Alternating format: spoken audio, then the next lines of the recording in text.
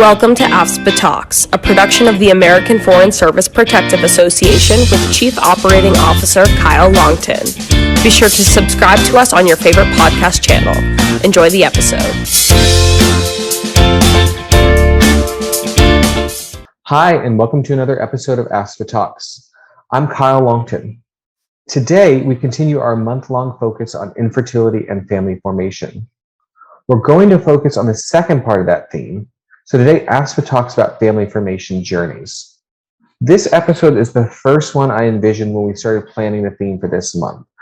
Finding guests and so forth for some of our other episodes and even for our live event at first were a bit of a challenge, but we're lucky we had partners who came together for this. But I'm glad that with the help of our friends at glifaa, we were able to combine this discussion about family formation with another important theme for the month of June, which is Pride Month. So today you'll hear three conversations with members of the Foreign Service community. Each family has grown in its own way over the last decade, actually.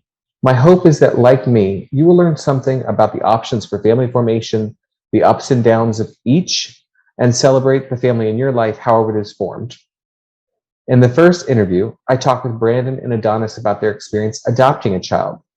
They discussed their experience working with an agency and how their life changed very quickly when they found out their baby was on its way. As a same-sex couple, they also share some of the challenges they experienced following their child's birth. Next, Emily and her wife began the process of growing their family about a decade ago. Emily shares their 2-year-long experience with IUI and IVF, the support they had from their friends and community, and how she and her wife were able to work with their employer to manage overseas assignments, leave, and more. She also talks about their experience as their daughter was born about 8 years ago. Finally, Ravi joins me to share the years-long journey he and his husband have been on to grow their family.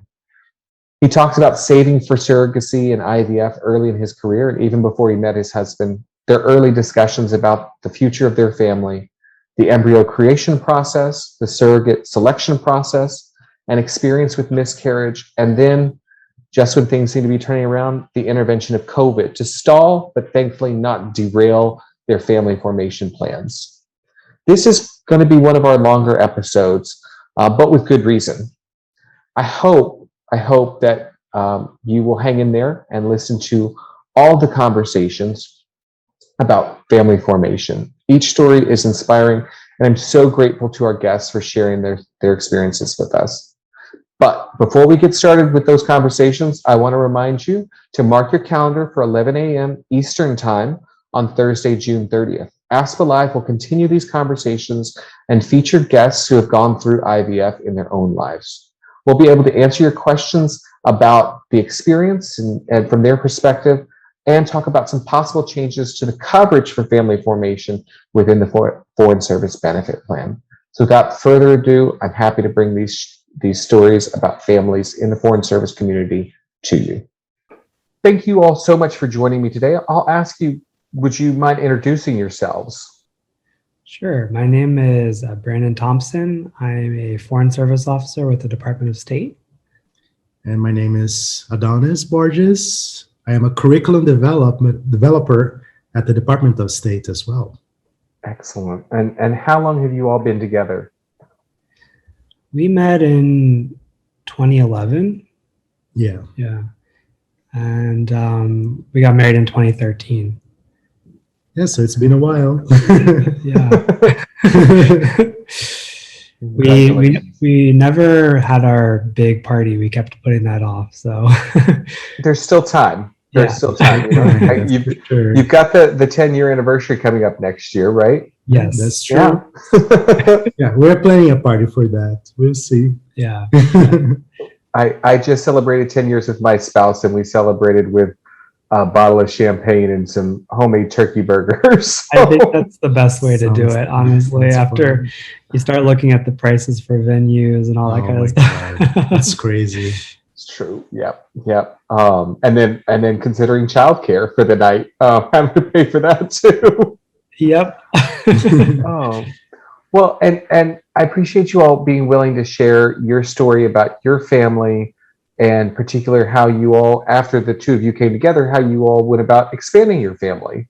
So when did you all first decide to expand your family to include a child? Was that something you'd been planning for, or did it come together after a couple years of marriage? After a bit of marriage, yeah, like I said, we met in 2011, and we really, I mean, it was something in the back of our heads for a while, but we didn't really get serious about it until 2020.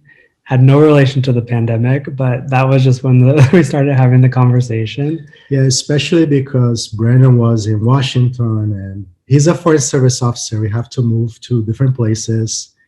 And we thought it would be easier to start the process here in the US compared to other countries. That makes a lot of sense. It was just the perfect time to do that. Yeah, I had just gotten back from Kabul, so we had done 1 year apart. Yeah, it was really hard, but we made it through that year, and I think we felt like after making it through 1 year apart and being in Kabul of all places, that if we could make that work, we could make anything work. So. I think that's a fair assessment. Absolutely. Well, yeah, we started the conversation like early 2020, and pretty soon after we had decided, let's not do a celebration now. We had thought, maybe we'll have like a 10 years since we got together in 2011. Plan for 2021. No, we decided not to. Let's put all that effort into expanding our family. Yeah. But we always wanted to have a kid. It was just about knowing the right moment, timing. Yeah, especially if it had happened before Kabul, Adonis, that would have been a lot on you for a year. I know that was an unaccompanied post for sure. Yeah, the dog was already my responsibility. Yeah, and it was I felt bad enough leaving him just with the dog. Imagine a baby. Yeah. Well, when you all thought about expanding your family, what options did you consider? Did you think about surrogacy? Was it just adoption? And how did you go through that process? Yeah, I mean, in the beginning, we were very open to everything. So we were really looking into all options. Even I had friends that had like offered over the years to, donate eggs or help us in any way. And just, after looking through the different options, we decided that probably adoption was the best way. It took us a lot longer to decide if we were going to do international or domestic, but I think we pretty quickly turned from surrogacy or like IVF to adoption. It's something that I think resonated more with us than anything else. So. Okay. But like I said, it was more for us, it was more an issue of international versus domestic. Okay. We really wanted to adopt from Brazil because Adonis is from Brazil. And I had spent many years down there. So we started looking into the process there. Yeah, but internationally, they only do older kids. And we really wanted a baby. Because the line in Brazil is already so big that they don't want to send babies abroad. Mm-hmm. There's very few agencies that work with international adoptions to Brazil in the United States to begin with, and we talked with one of them, and it sounded very complicated. So we looked even at other options, but I think just in general, international adoptions have become much more complicated than they used to be. Mm-hmm. And we started researching about domestic, and it seems to be much better fit for us, especially because we were both in the United States. We were planning to be here for a while. The timing just seemed to look like it was going to work for us. Okay, that's great. And did you all work through? I think you mentioned when we spoke before, you worked through an agency essentially to help find birth family and pair you up. Can you talk a little bit about what that process was like for you all? Yeah, it's a nationwide agency. Can I say the name of the agency? Yeah, I'm fine with that. Yeah. It's called American Adoptions, and they work with the whole country. And this makes things easier because you have access to all the different states. There are many agencies that are only based in one specific state, and usually the wait's longer if you do that. However, you have to pay a little bit more if you want to use a nationwide agency for adoptions, but we decided to go that route because we didn't have a lot of time here. Yeah. I mean, like just knowing that our time was limited, we were looking for a faster option. And I think actually because of the pandemic, some of the smaller agencies' wait times had just really blown out of proportion. So we did talk to a few agencies here in the DC, Virginia, Maryland area. And yeah, they were saying, several years before we could even start the process. Whereas with American Adoptions, they're based in Kansas City, but they do have a nationwide spread. So just because of that, they have their wait time is much quicker. Okay. And so how quickly did the process go from when you first started working with them to when you were sort of matched with a birth family and before your child came to join your family? It was actually pretty quick. We were not expecting, because this is a decision that comes from the mother. They see a profile of your family and they decide if they think you are the right match for them. Okay. And only after 3 months since we had started the process, we got a call saying, "We have a baby for you. It's a boy." And we were like, "Oh my God." We were not expecting for that fast. So was that baby is born or baby's coming soon? What was coming soon? It was like in a few weeks. We didn't even have a month. Yeah. And we hadn't purchased anything. We didn't have anything. We were just like, oh my goodness, happening. Yeah. So, I mean, we had to go through the home study and all of that process. There's a lot of background check and all of that. So that took probably 6 months, something like that.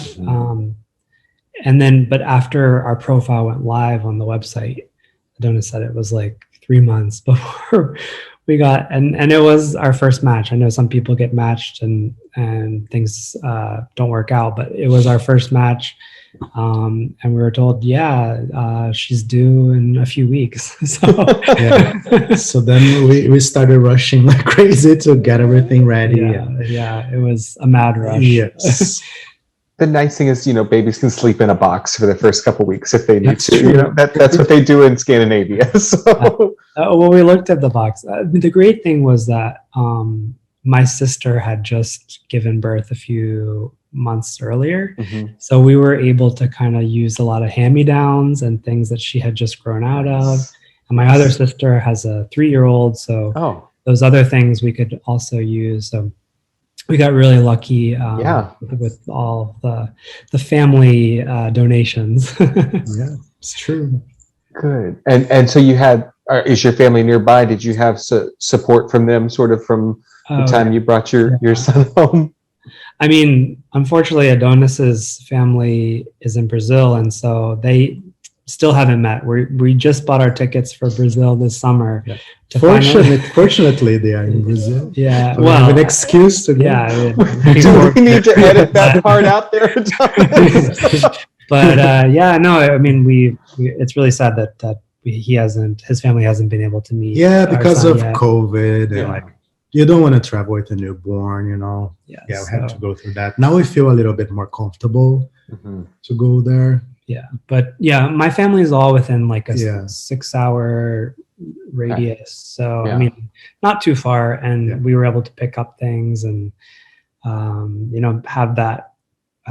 have those items ready for the baby. But I mean, the big thing was we were living in a 1-bedroom apartment in downtown DC, with a dog, and definitely no crib or, any place to put the crib. So it was pretty tough. It was, what are we going to do now? Even if we get donated things, where are we going to put the baby? Now we are in the suburbs. We had to give up DC because it was just too much. Yeah. What do you define as suburbs?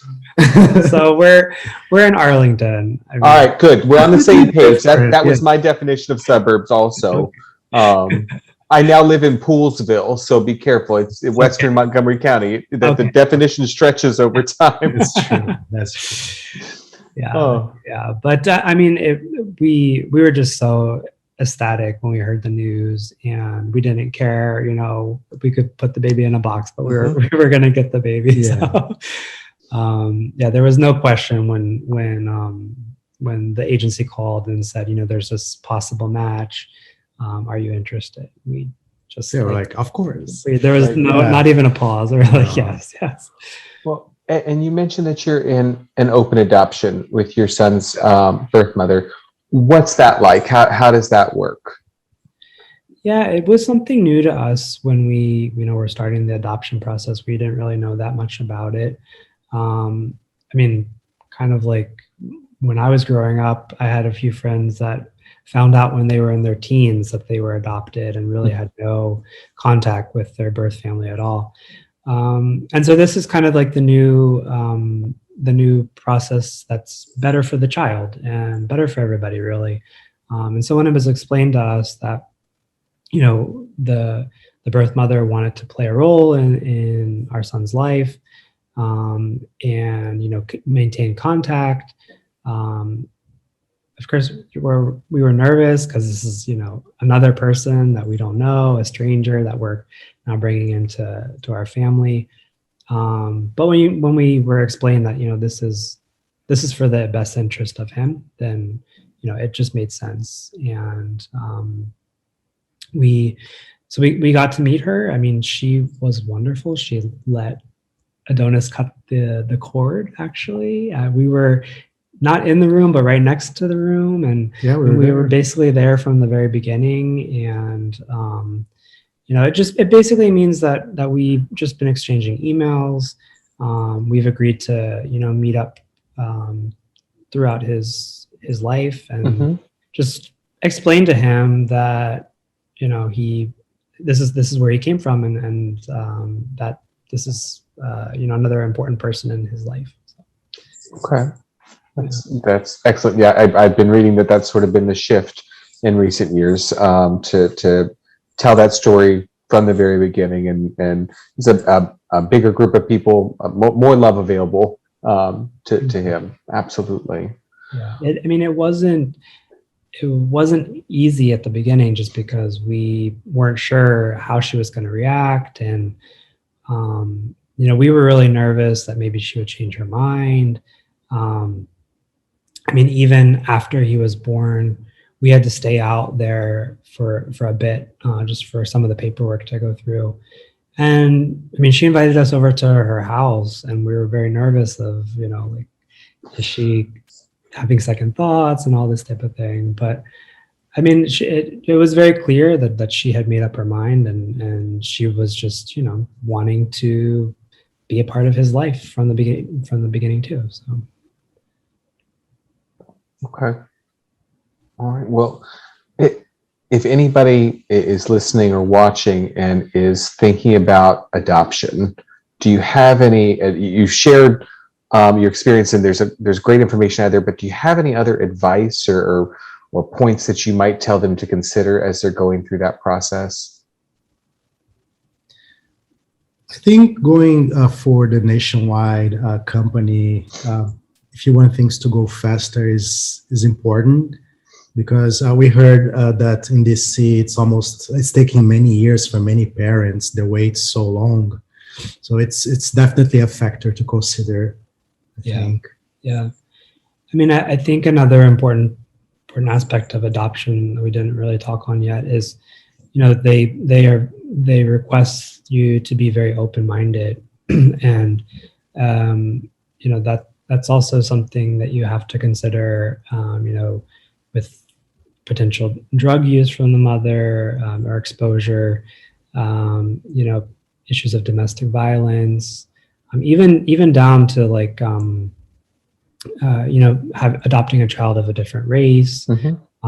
So a lot of these things are issues that, perhaps other routes you don't have to consider, but they really are important for, the couple to have really serious conversations about and be sure that, whatever you're matched with, that you're going to accept that child for who he or she is. And I think just for our case, it went very fast, but I think just patience. I mean, even those 3 months and then those 3 weeks that we had to wait, it was, nerve wracking. I mean, I can't imagine having to wait years. But that is a possibility when you're adopting. That the time frame is never certain. So and be ready for the questions that people ask. Like That's even true. nowadays, many people ask, because our son is a red hair. And none of us have red hair. And all the time I get questions like, "Oh, is your wife red hair?" Yeah. And I'm like, not really. Even in our doctor's office, we've gotten those type of questions. Sometimes people are like, "Oh, he looks like you." I was like, "Are you sure?" Okay.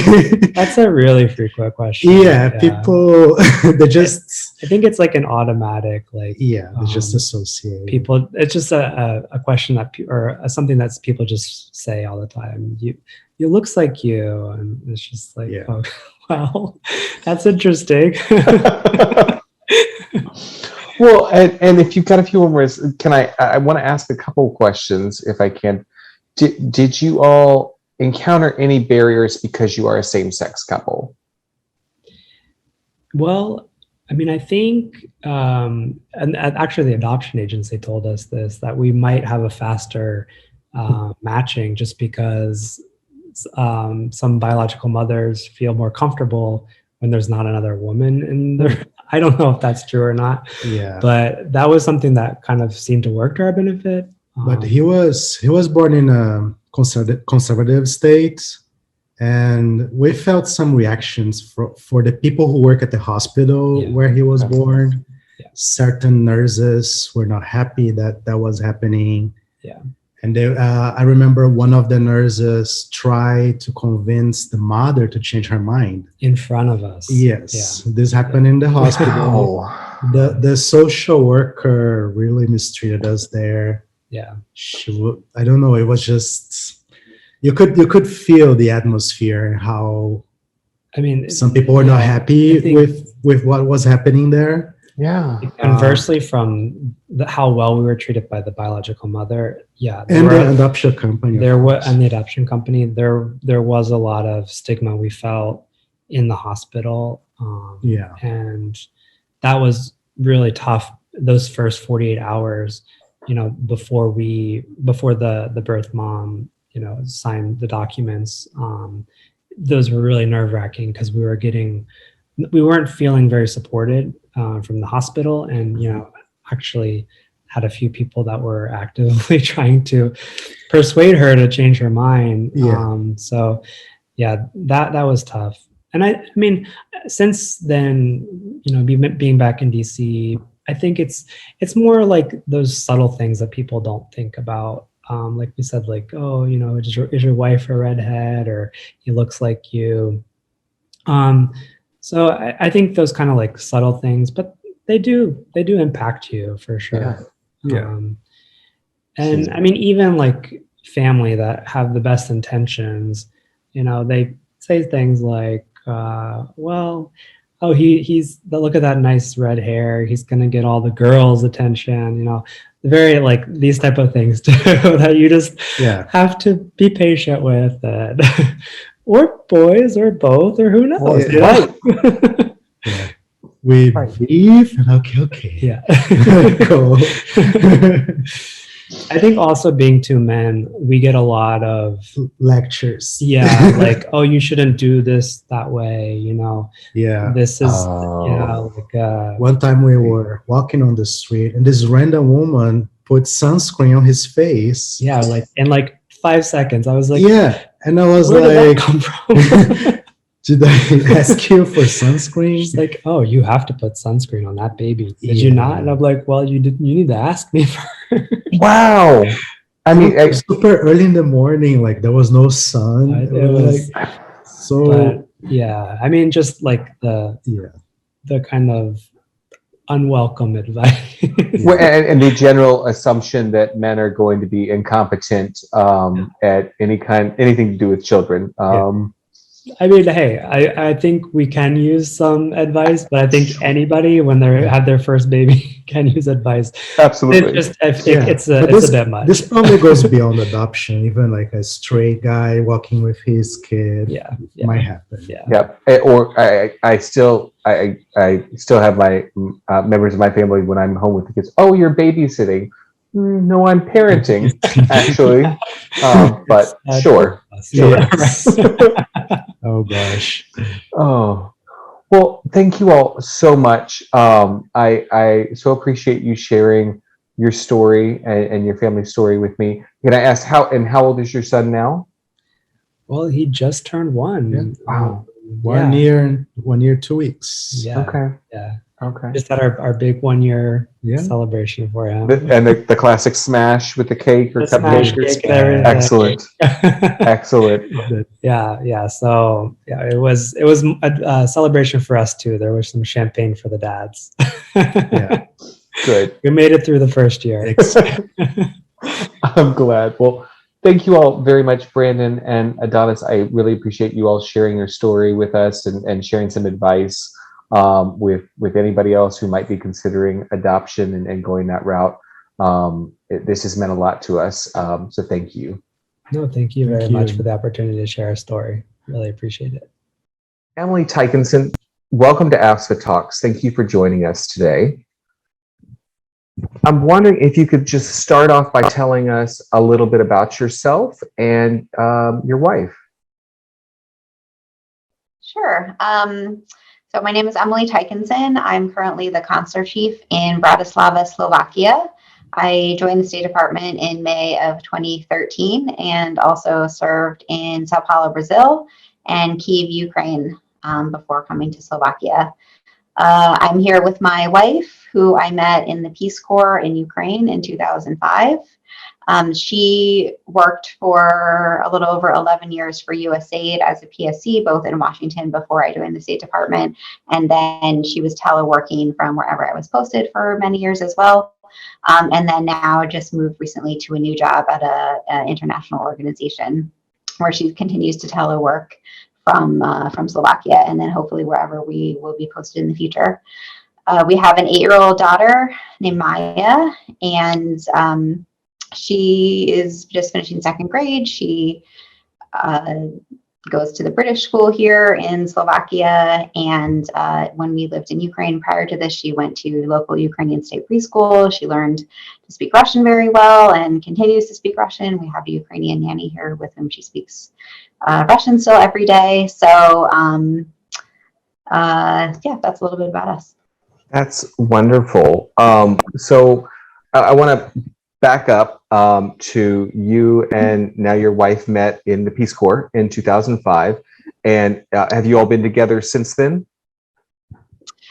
So we actually, I would say we didn't really get together until towards the end of our Peace Corps service in 2007. And then I think, Peace Corps is kind of a weird time, especially when you're finishing and there's a lot of transition. So I think we officially have been together maybe since early 2008. And kind of after Peace Corps was more official, we like to say. And then we then went to grad school together in New York at the same university, just kind of serendipitously, stayed together there, and then got married soon after I graduated. She was a little bit ahead of me, stayed in New York while I finished, and then we got married and moved to Washington. All right. And you said you started I'm doing the math here. You said your daughter's 8.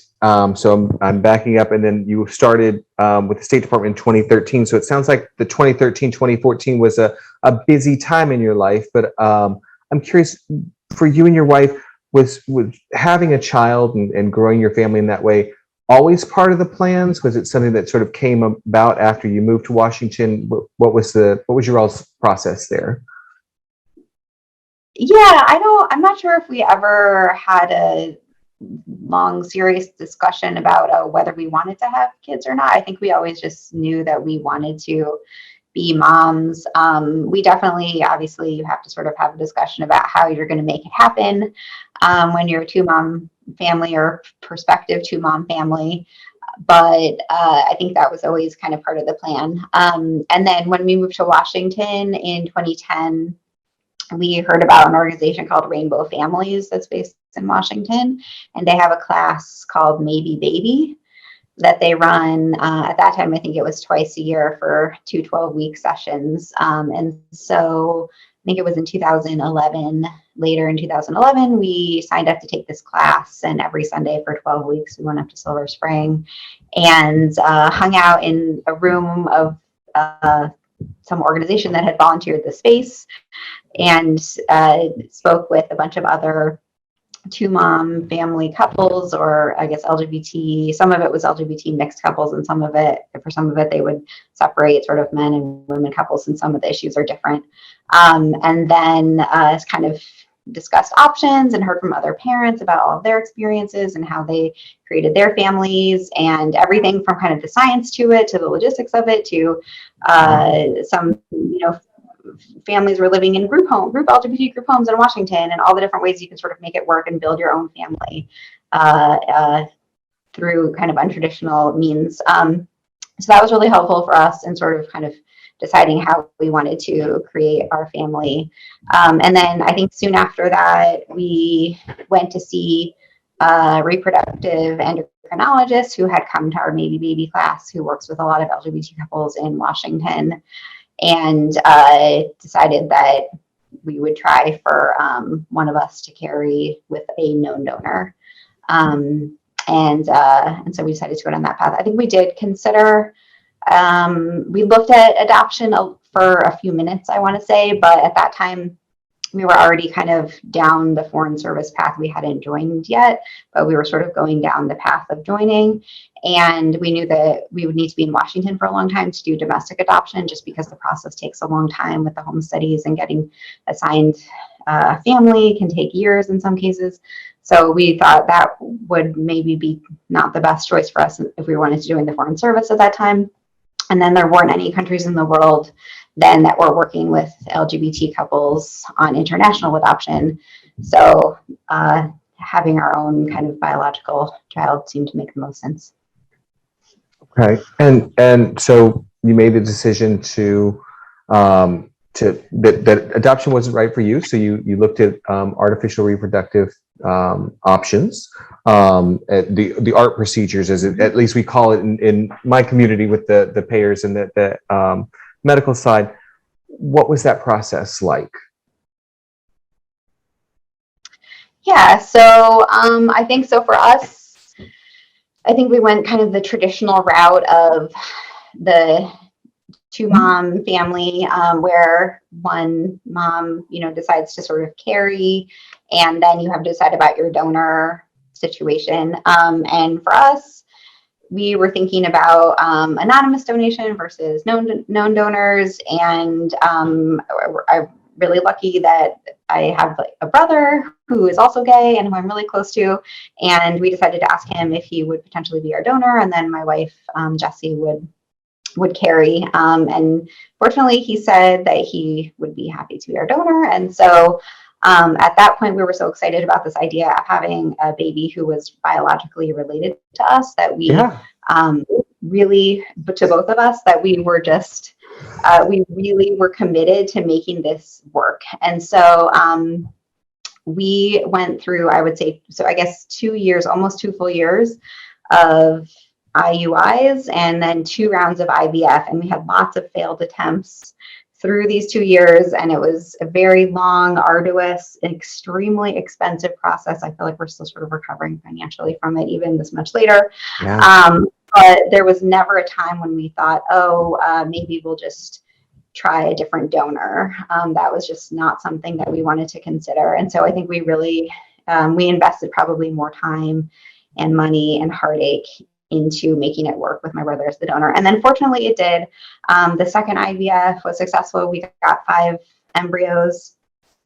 We put 2 back, and one of them stuck. It became Maya, so that's great. And then we put the other 3 in the freezer. And then about 18 months later, we started to try to have a second child with those 3 frozen embryos. And unfortunately, none of those worked. So then we decided, okay, I think that's the sign that it's time for us to just be done as a family of 3. And it's been good. So we're happy that the original plan ended up working, even though it took a very, very long time. Yeah, and you mentioned the financial aspect, and I think that's well known to anybody who's thinking about this process, has gone through it, or even who hasn't, that this is expensive. But so you mentioned the financial aspect and still recovering from that some years later, and I think that aspect is well known to anybody who's been through this process, and even those who haven't.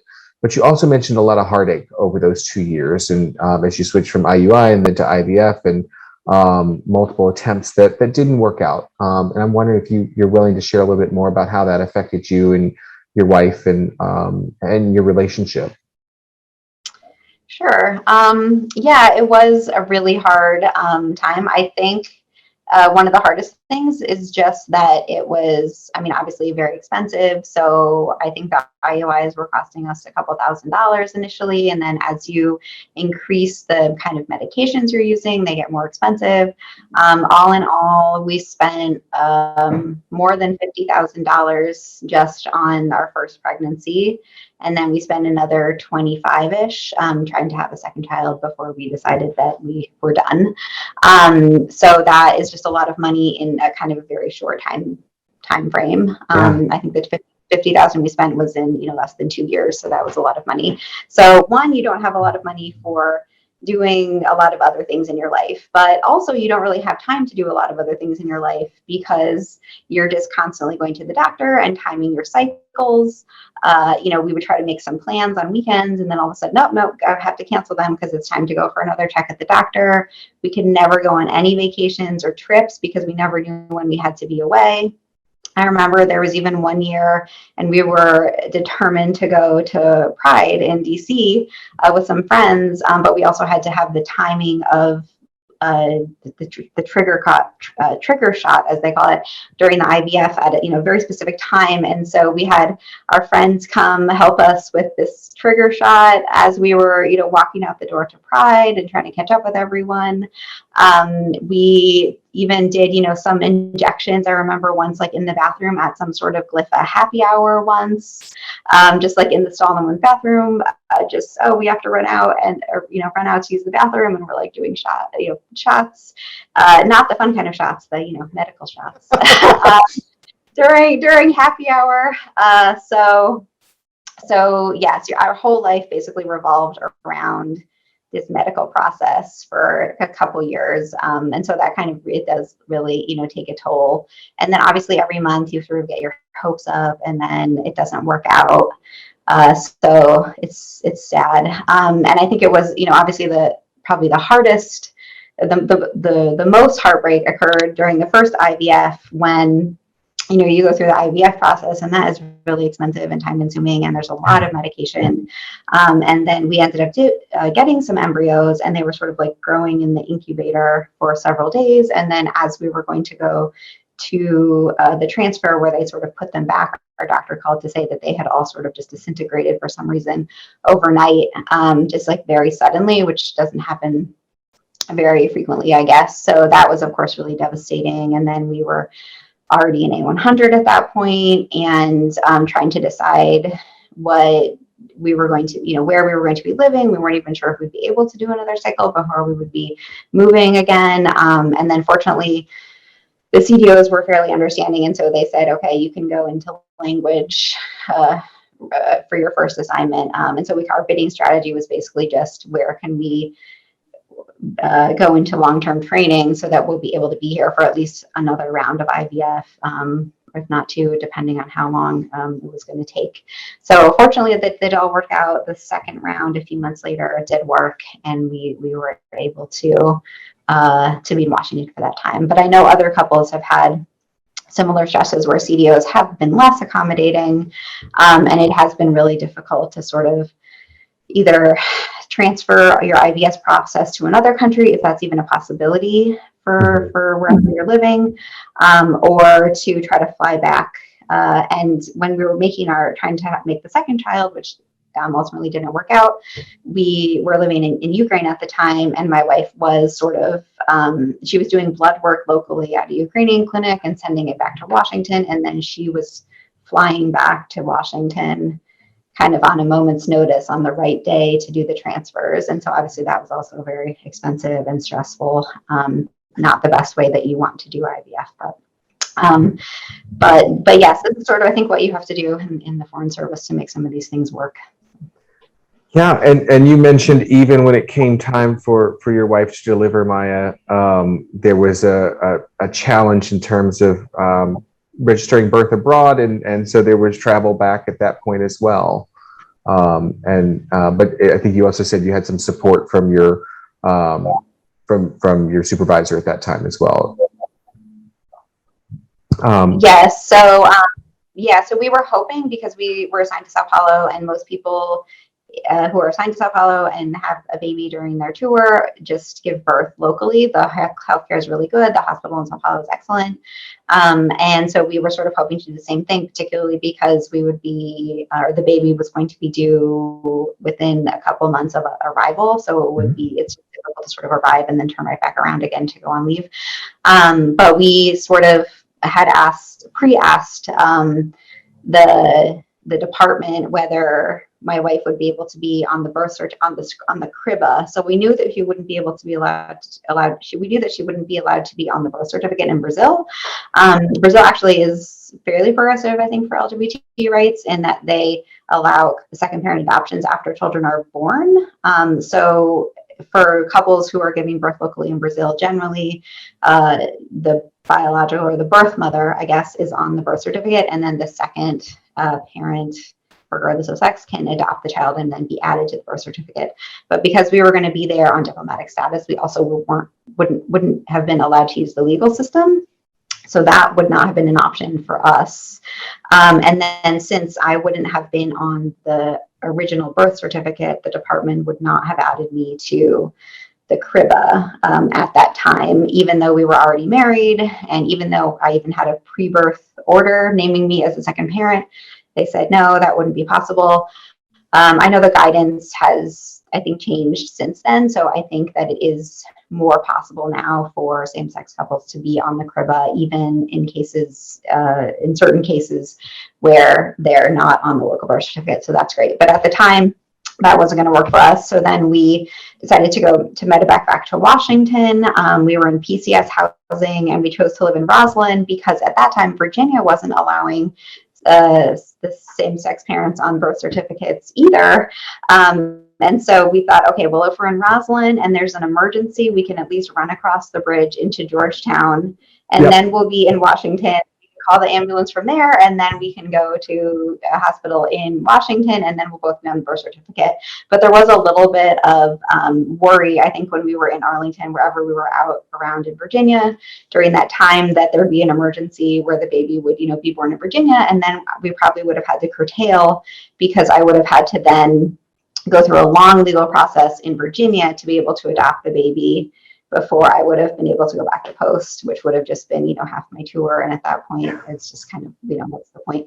So there were a lot of stresses, I think. Fortunately, again, now in Virginia, you also can be added to your child's birth certificate at birth if you're a same-sex parent. So fewer challenges than now than we had even just 8 years ago. But yeah, at the time, it was a lot of things to consider. I can't, I'm sorry, I can't imagine going through all that and likely figuring it out on your own, or at least from experiences maybe others shared, and doing it from Brazil as well. So that, I mean, it's inspiring in a way. It's also very frustrating that you had to go through this, and but I'm glad it worked out for you all. I just, before we wrap up, I want to ask, do you have any advice for somebody who's listening to this and is considering IUI, IVF, any kind of ART procedure as part of their family formation journey? Yeah, so I was talking with some friends recently, and it does sound like some of the insurance plans, or maybe depending on the state you're living in the Washington area, do have more coverage for IUI and IUS services, or at least some of the monitoring and procedures associated with them than when we were going through the process. So I would definitely encourage everyone to look at your insurance options very carefully, and then even potentially, switch insurance plans to the one that offers the most coverage for your situation.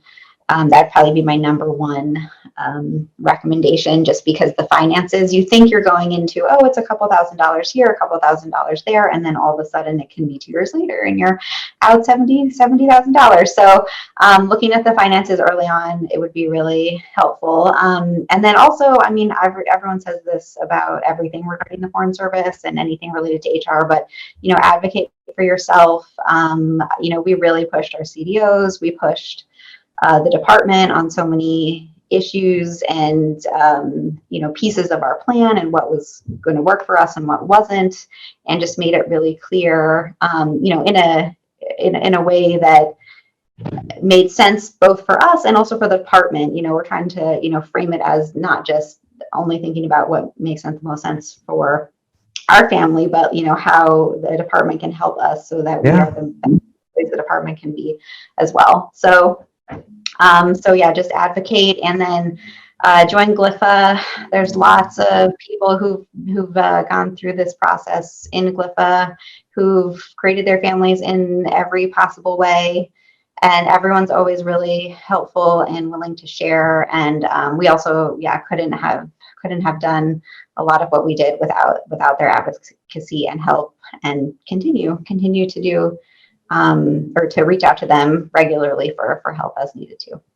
Good. And it sounds like from some of the things you said earlier also that you really relied on your friends and others in the community for support. And you're talking about going out, having shots, not the fun kind, but literal shots for your wife in a bar, or maybe on the way out to Pride celebration, things like that. Like, people knew about it. You were able to share those experiences as much as possible with other people and rely on them, and through glifaa as well with others who've gone through the similar journey. And that sounds like that was helpful. Yes, definitely. I think for us, being really vocal and open about the entire process, it worked in our benefit. And I completely understand people who don't want to be so open about their trying to conceive journey, especially because it's just so emotional at the time. But for us, we found it more helpful and more supportive when we could just say, hey, this is what we're doing.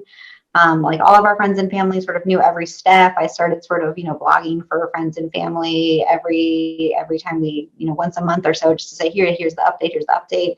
I found it emotionally less exhausting to just sort of write one update that everyone could read than to have to update everyone all the time.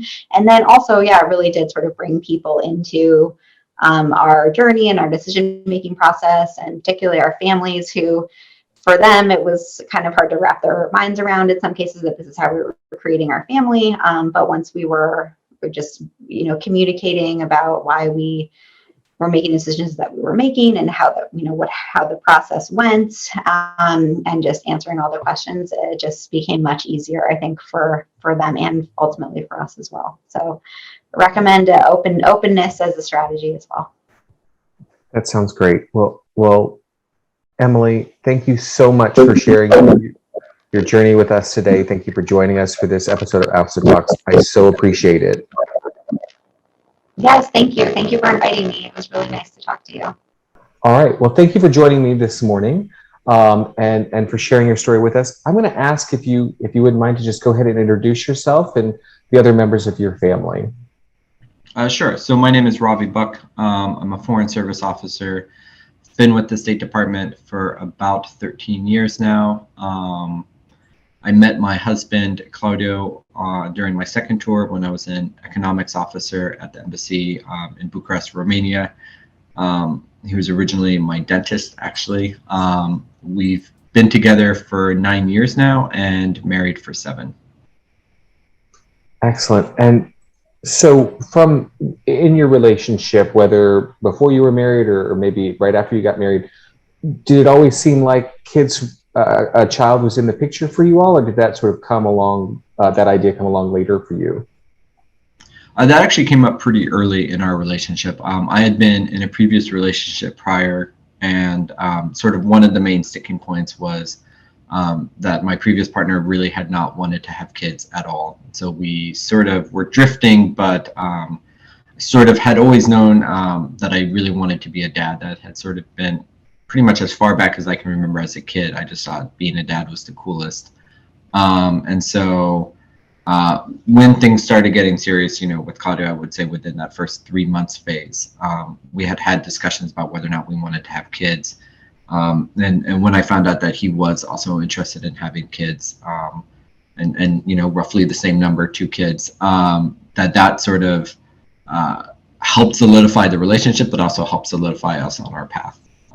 Because I had been preparing pretty much since I joined the Foreign Service, sort of squirreling away money because I knew that surrogacy would not be cheap. And so I had sort of been building up funds to plan to do a surrogacy. So it had been something that had been on my mind, I guess, that had already been like 4 years into my sort of plan making.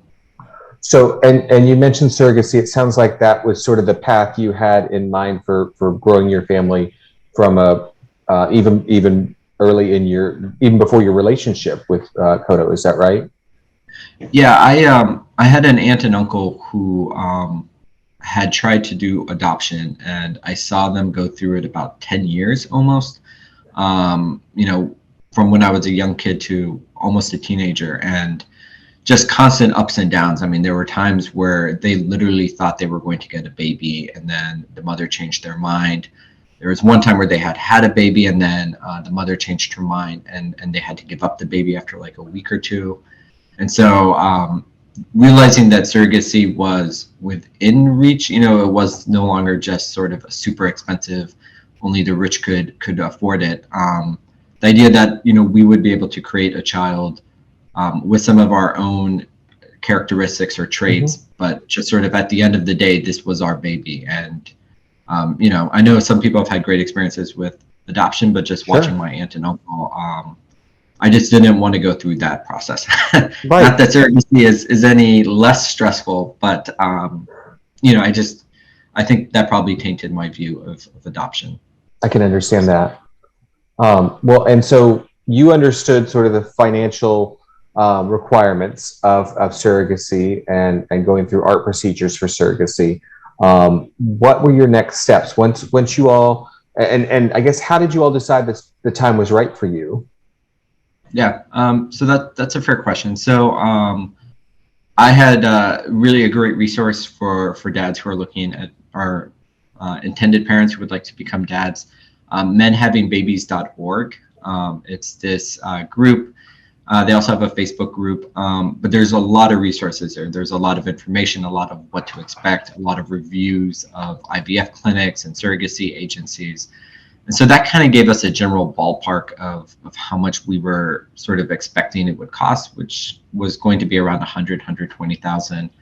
And so after we served together in Beijing, China, and starting around 2018, when I knew we were heading back to the States for a DC tour, we had sort of reached that amount of money in that stock account. The stocks were going up and things were looking pretty good. So we started to cash out the stocks and started reaching out to IVF providers. We also applied for the Gay Parenting Assistance Program through menhavingbabies.org, where we got some discounts from the IVF and from the surrogacy agency. So that helped put it a little bit more in perspective. So late 2017 is when we selected our IVF clinic and we selected our egg donor. In January of 2018, we flew back to the States. We were visiting family anyways for Christmas, and we went to the IVF clinic and sort of gave our genetic information to the IVF clinic for embryo creation, which then happened in April of that year. And we had also been in touch with a surrogacy agency, and so we were lined up for our first transfer in July of 2018, and we were back in the States. So one of the things that was important for us was that we would be stateside and be near the surrogate, so that we were not sort of in China having to fly back to the States in case if anything came early or there was any other concerns. Right, and that also then allowed you to be part of the prenatal process and appointments and things like that. What was that? So the first transfer was scheduled for July 2018. How did that go? So the first transfer was successful, which is not always the case. And so we were ecstatic. We were pregnant. We were living in DC. Our surrogate was a lesbian couple living in Pennsylvania. So it was actually very possible for us to drive out and go to some of those prenatal appointments. So things were looking good. I started to reach out to my office and talk about taking, back then there was no parental leave. This was 2018. Right. So I was discussing taking annual leave in LWAP. And then unfortunately in November of that year, we received news that our surrogate had miscarried at about 16 weeks, which was pretty devastating to us. We had waited until the 13th week to announce on Facebook that we were pregnant to our friends and family. And so it was a big gut punch.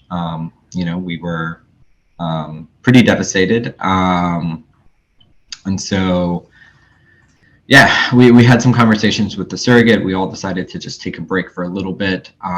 We had to recoup some financially just to be able to try again.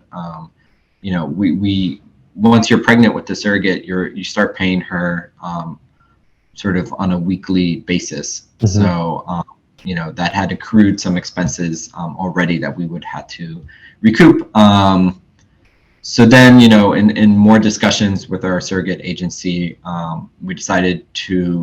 everybody decided that it would be best if we just chose a different surrogate. Okay. And so we signed all the paperwork and took out a loan from the TSP to help cover some of the cost differences. We agreed on our new surrogate around Christmas time of 2019. And so our first transfer was going to be March of 2020. I think you can imagine where the story is going. Yeah, so the surrogate lived in North Carolina and the IVF clinic was in Connecticut. And so the March 31st transfer did not happen because because of COVID. Yeah. And then we tried to push again for July of 2020. And that is when New York, New Jersey, and Connecticut had their tri-state restrictions on people from states with high levels of COVID, and North Carolina was a state of high levels of COVID. So we couldn't do that transfer either. And so then we tried again in December of 2020. That time we were able to do the transfer, but unfortunately we weren't pregnant.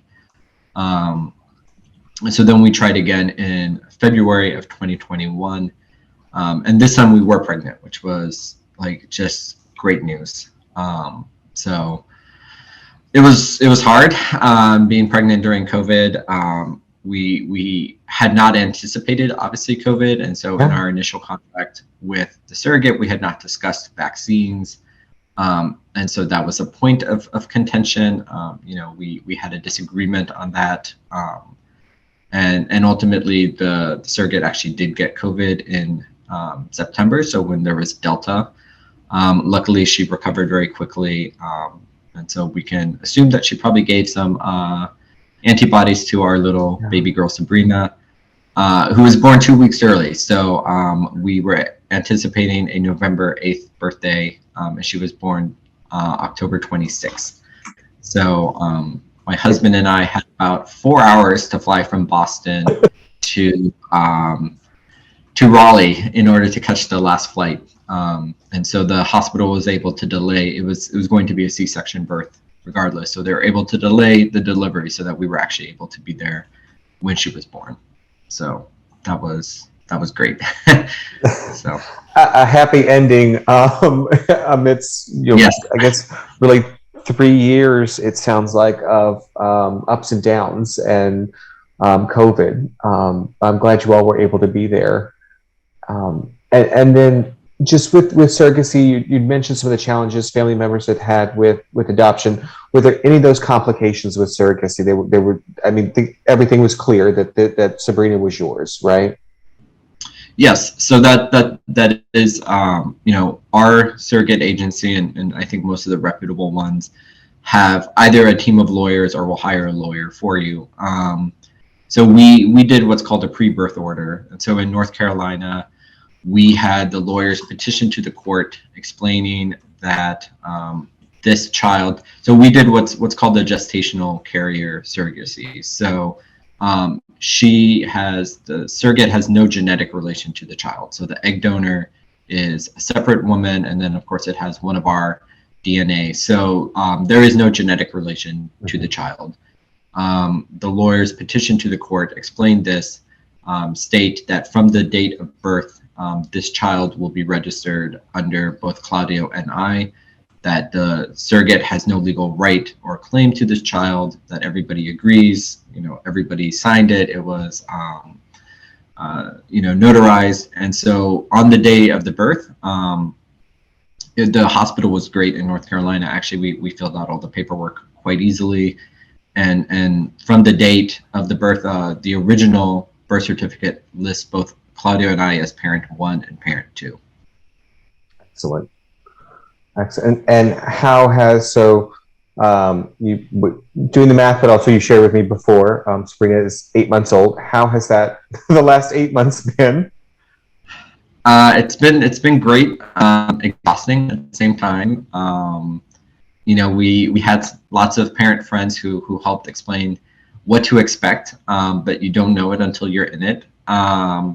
Really very happy that the State Department now has the 3 months of parental leave. My office was very helpful in making sure that I had backup and I didn't really check my work email at all those first 3 months.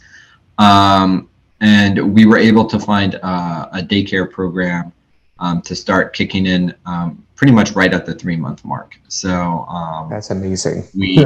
We have daycare right now, which is great, because even though I work from home, as you can imagine, having an infant at home and trying to work is pretty close to impossible. Mm-hmm, mm-hmm.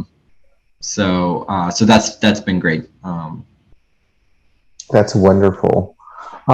Is there anything, we talked about COVID challenges, and I think some of those are starting to ease now, at least in terms of travel, certainly within the country. But right now, for somebody who is considering surrogacy or IVF, maybe through another means, as part of their family formation, do you have any advice for them? Yeah, I mean, our advice is, as soon as you are financially able to, just really start the process, because you sometimes see the stories where first try leads to a complete birth 9 months later, and everything was perfect and the journey was super easy. One of the things that we really liked about that menhavingbabies.org Facebook group was when we were sharing our miscarriage story, we heard from other intended parents who had also had just very long journeys. And so if you're ready to be a dad, and you guys have decided this and you've agreed on everything else, just go ahead and start the process as much as you can. Typically, the first process that you would need to start, if you are looking at that, is reach out to a surrogate agency, put your name down, and then pretty much start as soon as you can with the IVF, because surrogate agencies really are waiting until you have embryos ready before they will match you with somebody, because embryo creation could also take a while. You never know. We were lucky in the sense that our egg donor on the first try was able to produce a pretty large amount of eggs for us, viable eggs. And after our sperm analysis, we were able to sort of go on the first try without having to take any other precautions or sort of preparations. But you should really try to start the IVF process, the clinic embryo creation part first, because you can't really transfer an embryo if you don't have an embryo. And so that's really the first step that I would recommend people do. And you can freeze those embryos for as long as needed, but that's really the first step you would need to take. Okay. And one just sort of follow-up question back to I think something that we discussed very early on. You said you all had, you and your husband had discussed 2 children. Obviously, your first is only 8 months old. Are you all still looking at another baby in the future? We are, yes. So our surrogate has agreed to work with us again, which we're very happy about. And so we are again out. We have the embryos frozen, so we're already ahead on that step. But we're going to start ideas to try to start transferring. We're typically doctors recommend waiting at least roughly a year. So she was born in October. So we'll probably start the transfer again early spring of next year. And so, we're hoping to have a second, a boy and a girl. And so, that's also a fun part about IVF or surrogacy. You can choose to know as much or as little as you would like to know. You can know the sex of each embryo, or you can ask them not to tell you. You can choose to know who the genetic father was of each embryo, or you can ask not to know. So really, it's really have those discussions ahead of time. Do you want to know who that genetic father is? Do you want to know the sex of the child before you implant? Really, there's a lot of questions that you guys will sort of have to have discussions about, and there's no right answers. It's really just whatever each couple is comfortable with. And I think I appreciate your suggestion to have those questions early, so that you're not maybe further along in the process saying, oh, well, maybe I want to know, and you're having the discussion that maybe a disagreement at that point. That is something I hadn't considered. Yes. So thank you. And anything else you want to share with our listeners before we wrap up? It's a great journey. It really is. If you want to be a dad, it's super great. And I just think that starting early with the process, is really your best bet, because you might be the very lucky dad who gets your first try and everything works great. But hang in there, eventually you will be a dad, and it's really great that it is within our reach nowadays. I really feel that surrogacy is an option, and it's an option that I think a lot of middle-class families can do now. It's no longer prohibitively expensive. But it's something that, I really recommend. I'm glad that we started when we did. But I really think that, if you're sort of thinking, oh, should we wait? Never is a great time, never is everything going to be lined up perfectly. Pretty much every parent I've spoken to has said, there's never a good time to be a dad to like a 1-month-old. So you might as well just do it whenever you can, because for my personal preference, I think you should start as early as you think is viable for you, because you don't know what delays could happen, and you do need a lot of energy to keep up with these infants. So that is no joke. That is no joke. So, well, Ravi, thank you very much. I think we'll leave it there for today. But I do want to mention you have agreed to join us for our AFSPA Live event on June 30th. So for any of our listeners, if you have questions for Ravi about his experience and his family formation journey, please feel free to join us at 11 a.m. Eastern on June 30th. Check our website, afspa.org/events, for more information. Ravi, thank you so much. Yeah, of course. Thank you so much. Thanks again to all of our guests for joining us for this episode and for sharing their stories with us. At this time, the Foreign Service Benefit Plan does not offer coverage for IVF, IUI, or other ART procedures. However, we do offer a partnership through Aetna with the Institutes of Excellence in Fertility Providers. Through that, FSBP members can access infertility providers with proven outcomes through Aetna's Institutes of Excellence in Fertility Network. For more information and to learn more, visit www.aetnainfertilitycare.com. We also offer, through our ancillary insurance partnerships, certain partnerships with legal firms throughout the Washington, D.C. area. For more information on those partnerships, if you're considering adoption or have legal needs of others kinds, please visit www.afspa.org/AIP and look for the professional services and legal services tabs. This has been AFSPA Talks, a production of the American Foreign Service Protective Association. All information offered in this podcast is meant to be educational. The views expressed by the hosts and guests are their own and do not necessarily represent AFSPA. Should there be any discrepancy between information offered in this podcast and official plan documents for the Foreign Service Benefit Plan or other products offered by AFSPA, the policy provisions will prevail. Thank you for listening, and be sure to subscribe to AFSPA Talks to catch our next episode, and visit afspa.org/events to see more of our upcoming events, including AFSPA Live. Please rate and review us on your favorite podcast app and share feedback with us on Facebook, Instagram, or LinkedIn looking for @AFSPA Cares.